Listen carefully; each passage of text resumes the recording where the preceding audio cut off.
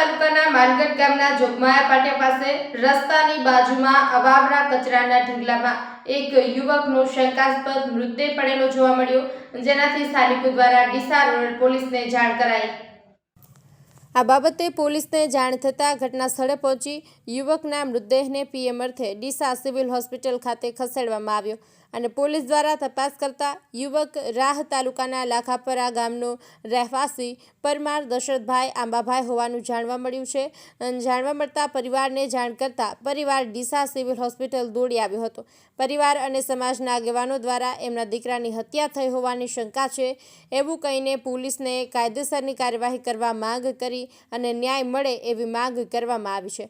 Police દ્વારા લાશનું PM કરાવી પરિવારને મૃતદેહ સોંપીને પોલીસ દ્વારા પરિવાર અને સમાજના આગેવાનો પૂરેપૂરી તપાસ કરાવીને અને કાયદેસર કાર્યવાહી કરવામાં કોઈ ચૂક નહીં રાખીએ એવી ખાતરી આપતા પરિવારે મૃતદેહ સ્વીકાર્યો હતો। સમગ્ર ઘટનામાં પોલીસ દ્વારા આગળની કાર્યવાહી હાથ ધરવામાં આવી। અહેવાલ હરગોબન ચૌહાણ, ખબર બનાસકાંઠા ન્યૂઝ। શું કાકા ભાઈ જે એક્સપાયર થઈ ગયા તમારે શું થાય? તમારો બાબલો છે તો શું આખી ઘટના શું બની છે? આખી ઘટના તો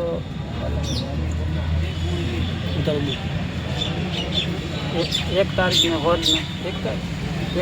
હોદનો 5-6 વાગે નીકળી ગયો હતો અને 7:43 મિનિટે હું ડીસા કોઈક દુકાન ઉપરથી એણે મને ફોન કર્યો કે કાકા હું કલાક સુધી આવું છું।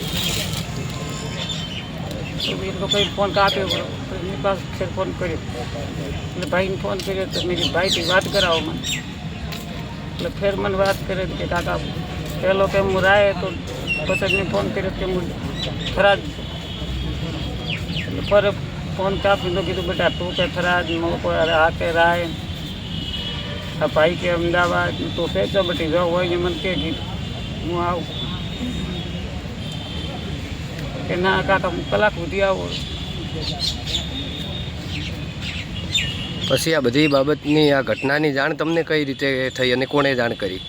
પણ ત્યારથી એનો ફોન બંધ જ હતો। સવારનો અમે ફોન ચાલુ કર્યા, ફોન ખૂબ કર્યા પણ ફોન ઉપાડ્યો નહીં અને પહોંચવા ગયો પોલીસ થાણેથી ફોન આવી કે પોલીસ બોલો ડીસા તમે પોલીસ ચોકીએ કે આવો, એટલે અમે પોલીસ ચોકી આવ્યા। એટલે મારા છોકરાનું મર્ડર થયેલું હતું, મને સરકાર ન્યાય આપે મારા છોકરા બાપ। તો હવે શું ડેડ બોડીનું પીએમ થયું? નથી થયું। તો પોલીસે ગુનો દાખલ કર્યો એફઆઈઆર? તો હવે તમારી શું માંગ છે?